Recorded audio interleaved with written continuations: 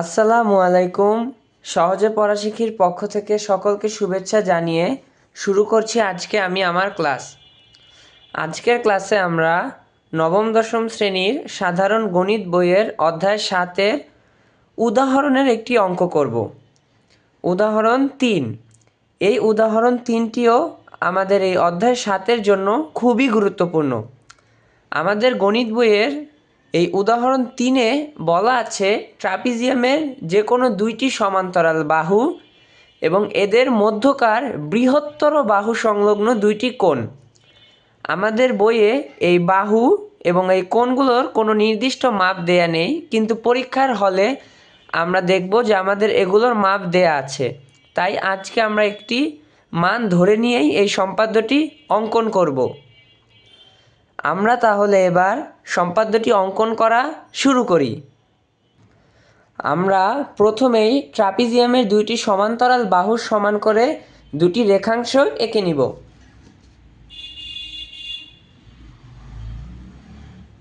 একটি হচ্ছে আমাদের 6 সেন্টিমিটার,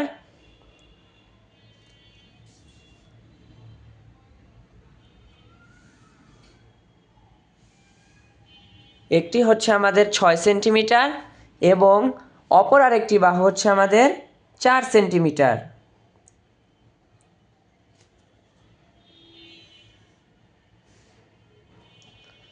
এই হলো আমাদের ট্রাপিজিয়ামটির দুইটি সমান্তরাল বাহু। একটিকে আমরা এ এবং অপরটিকে আমরা বি বাহু বলতে পারি। প্রথমটি হচ্ছে আমাদের 6 সেন্টিমিটার এবং পরেরটি হচ্ছে আমাদের বি বাহু 4 সেন্টিমিটার। এবার আবার আমরা দুইটি কোণ এঁকে নিব। একটি হচ্ছে আমাদের বৃহত্তর বাহু সংলগ্ন দুইটি কোণ। এবার আমরা কোণ আঁকার জন্য প্রথমেই আবার একটি পরিমাপ এঁকে নিব। প্রথমটি হবে আমাদের, এবং এখানে আমরা আরও একটি কোণ আঁকব। প্রথম কোণটি হবে আমাদের 45 ডিগ্রি। এই প্রথমটি আমরা আঁকব 60 ডিগ্রি।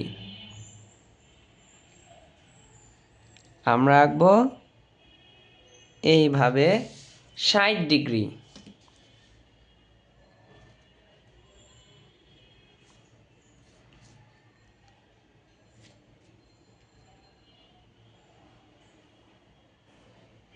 এই হলো আমাদের একটি 60 ডিগ্রি কোণ। এটাকে আমরা কোণ এক্স ধরে নিলাম। এবার আমরা আবার একটি 45 ডিগ্রি কোণ আঁকব। 45 ডিগ্রি কোণ আঁকার জন্য আমরা এইভাবে চাঁদাটি ধরে এইভাবে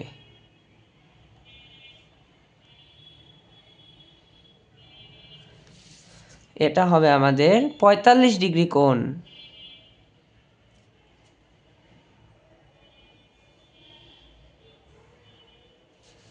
এটিকে আমরা কোণ ওয়াই বলতে পারি। এটি হবে আমাদের 45 ডিগ্রি কোণ এবং এই কোণ এক্স হলো আমাদের 60 ডিগ্রি কোণ। এবার আমরা মূল চিত্রটি আঁকা শুরু করব। এবার প্রথমেই আমরা যে কোনো একটি রশ্মি নিব।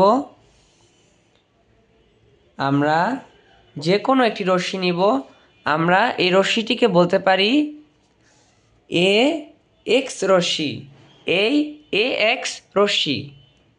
এবার আমরা এই এ এক্স রশ্মি থেকে এ এর সমান করে, অর্থাৎ আমরা যে প্রথমে দুইটি সমান্তরাল বাহু এঁকেছিলাম, একটি 6 সেন্টিমিটার এবং আরেকটি 4 সেন্টিমিটার, আমরা প্রথম বাহুটির অর্থাৎ এই বৃহত্তর বাহু 6 সেন্টিমিটারের সমান একটি মাপ নিব।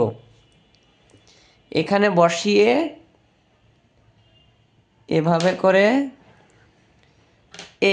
এইভাবে করে এই 6 সেন্টিমিটার মাপটি নিব, কেটে নিব এখান থেকে। তারপর এই মাপটি এনে ঠিক এই এ বিন্দুতে বসাবো। আমরা এই মাপটি এনে এই এ বিন্দুতে বসাবো। তারপর এই এ বিন্দুতে বসিয়ে এই মাপটি নিয়ে আমরা এই এ এক্স রশ্মি থেকে একটি অংশ কেটে নিব। এই অংশটিকে আমরা বলতে পারবো এ বি অংশ। এবার আমরা এই এবি যে অংশটুকু পেলাম, এই এবি রেখাংশের এই এ বিন্দুতে কোণ এক্সের সমান করে একটি কোণ অঙ্কন করব। আমরা এই কোণ এক্সের সমান করে একটি কোণ আঁকবো, তাই আমরা কোণ এক্সের মাপটি নিয়ে নিব। কোণ এক্সের পরিমাপটি নেওয়ার জন্য আমরা প্রথমে কম্পাসটিকে এখানে বসাবো। এখানে বসিয়ে এভাবে করে একটি চাপ এঁকে নিব। এখানে বসিয়ে এভাবে করে একটি চাপ এঁকে নিব। তারপর ঠিক এইখানে এ বিন্দুতে বসাবো। বসিয়ে আমরা এভাবে করে একটি চাপ এঁকে নিব। মাপটি অপরিবর্তিত রাখতে হবে অবশ্যই। আমরা এভাবে করে একটি চাপ এঁকে নিব। এবার আবার আমরা ঠিক এখানকার এই মুখের মাপটুকু নেব। এখানে বসাবো কম্পাসটা। এখানে বসিয়ে এই যে এই মাপটুকু নেব।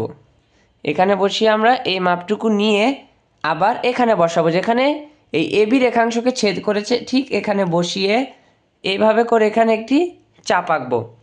তাহলে এবার যদি আমরা এটিকে যোগ করে দেই, এটি হবে আমাদের এ বিন্দুতে কোণ এক্সের সমান একটি কোণ। আমরা এটিকে যোগ করে দিব।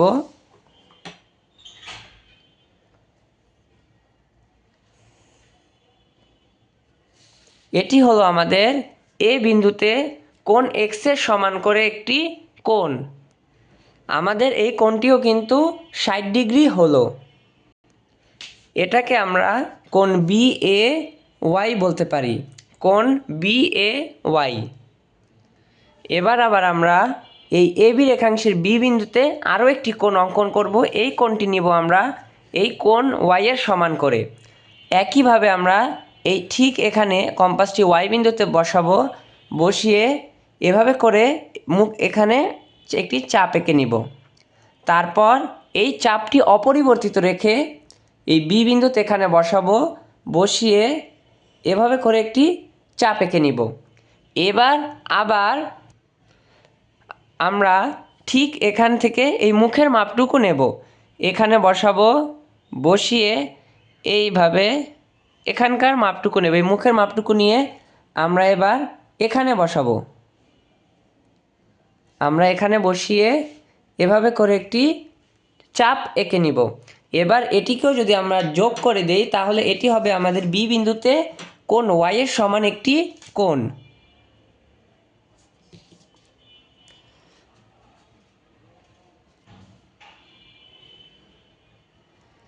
এটিকে যদি আমরা এই পর্যন্ত যোগ করি, এটি হলো আমাদের বি বিন্দুতে ওয়াইয়ের সমান একটি কোণ। এটিকে আমরা কোণ এ বি জেড বলতে পারি, কোণ এ বি জেড। এবার আবার আমরা এই বি এর সমান করে এ বি রেখাংশ হতে কেটে নিব। বি এর সমান অর্থাৎ আমরা যে ট্রাপিজিয়ামের দুইটি সমান্তরাল বাহুর কথা বলেছিলাম, একটি আমরা কেটে নিয়েছি, অর্থাৎ এ বাহু বৃহত্তর বাহুটি। এবার যে ক্ষুদ্রতর বাহুটি আছে সেটির মাপ নিব। মাপ নেওয়ার জন্য আমরা এভাবে এই বি বিন্দুতে কম্পাসটি বসাবো। আমাদের এই বি বিন্দুতে কম্পাসটি বসিয়ে এইভাবে করে এই মুখের মাপটুকু নেব। এই মাপটুকু নিয়ে আমরা এই বিন্দুতে বসাবো। এই বিন্দুতে বসিয়ে আমরা এভাবে করে কেটে নিব। তাহলে এটি হলো আমাদের এ বি রেখাংশ থেকে আমরা বি এর সমান করে, অর্থাৎ ট্রাপিজিয়ামের দ্বিতীয় যে বাহুটি আছে সেটির সমান করে একটি অংশ কেটে নিলাম।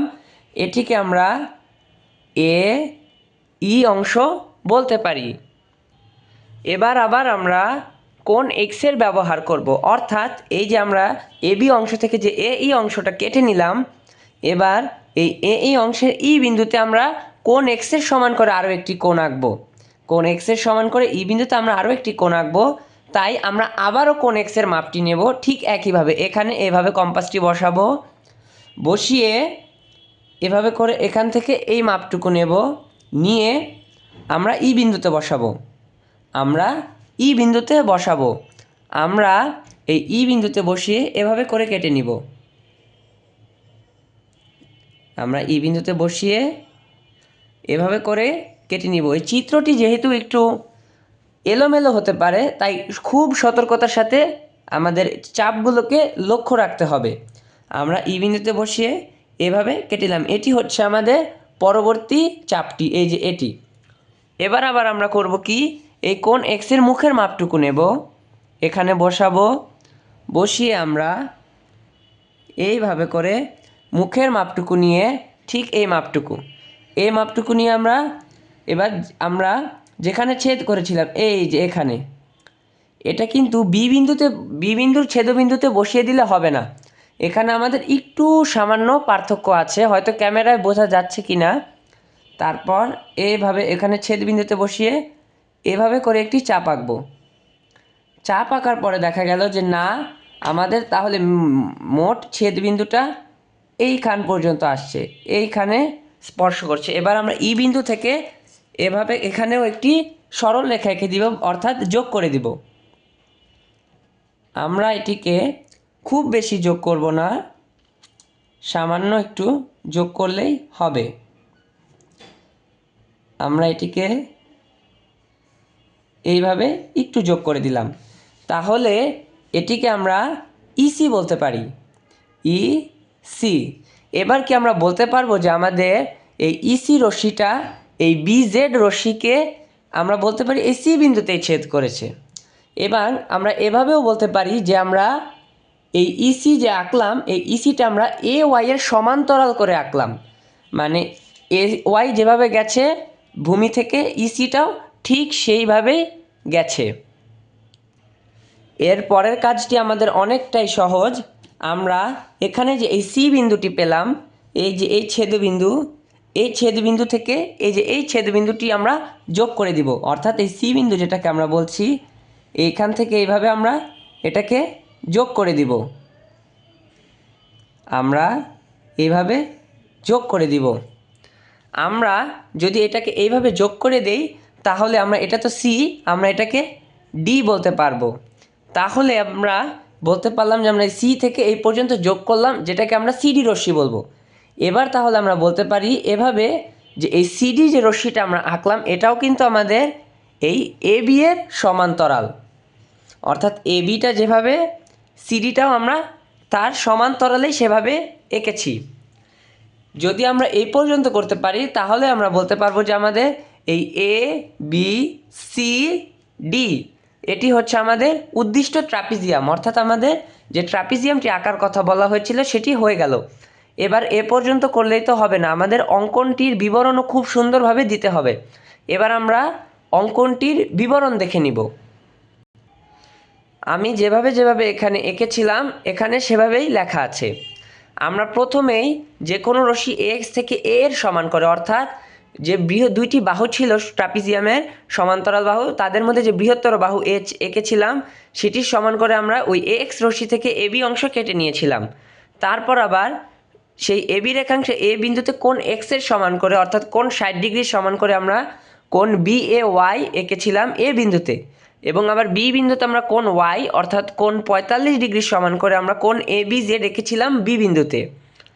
তারপর আমরা যে এ বি রেখাংশ থেকে বি এর সমান করে, অর্থাৎ ট্রাপিজিয়ামের যে দ্বিতীয় বাহুটি ছিল 4 সেন্টিমিটার, সেই 4 সেন্টিমিটারের সমান করে আমরা এ বি অংশ থেকে আমরা এই অংশটা কেটে নিয়েছিলাম। তারপর ই বিন্দুতে ইসি আমরা এঁকেছিলাম, আমরা ইসি রশ্মি এঁকেছিলাম এ ওয়াই এর সমান্তরাল করে। এই লম্বা লম্বা দুটো চিহ্ন হচ্ছে সমান্তরাল চিহ্ন, সমান্তরাল করে লিখতে পারি, অথবা কোণ 60 ডিগ্রি সমান করেও লিখতে পারি।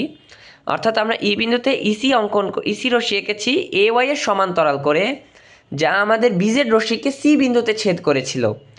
আবার আমরা পরবর্তীতে যে সি বিন্দু থেকে একটি বিন্দুতে যুক্ত করলাম, যেটিকে আমরা পরবর্তীতে ডি বিন্দুর নাম দিয়েছি। আমরা যে সিডি আঁকলাম সিডি রশ্মি, এই সিডি রশ্মি আমরা বি এ রশ্মি সমান্তরাল করে এঁকেছিলাম, অর্থাৎ বি এ রশ্মিটি যেভাবে গেছে ভূমি থেকে সিডি রশ্মিও পাশাপাশি ঠিক একইভাবে গেছে, তাই আমরা বলতে পারি সিডি রশ্মি সমান্তরাল বি এ রশ্মি।